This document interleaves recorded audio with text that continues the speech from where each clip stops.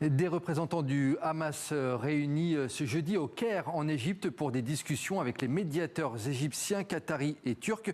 Discussions au sujet de la mise en œuvre de la seconde phase du plan de paix voulu par Washington sous l'égide du Conseil de la paix. Et dans le même temps, Israël a poursuivi ses frappes sur la bande de Gaza. Au moins 4 personnes sont mortes ce jeudi dans des camps de réfugiés. Grégory Fontana.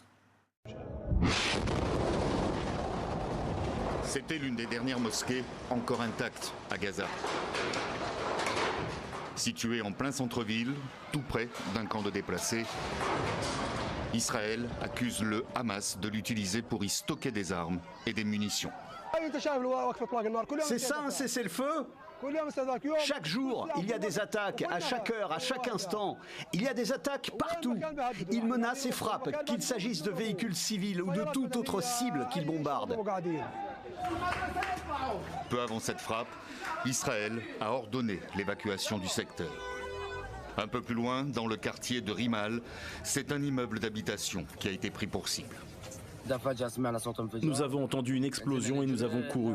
Nous avons trouvé un jeune homme déchiqueté en deux et des enfants avec des blessures aux yeux. Rimal avant la guerre, c'était le quartier le plus prospère de Gaza. Un peu plus loin, un autre immeuble est ciblé. Là aussi, l'attaque a été précédée par un ordre d'évacuation.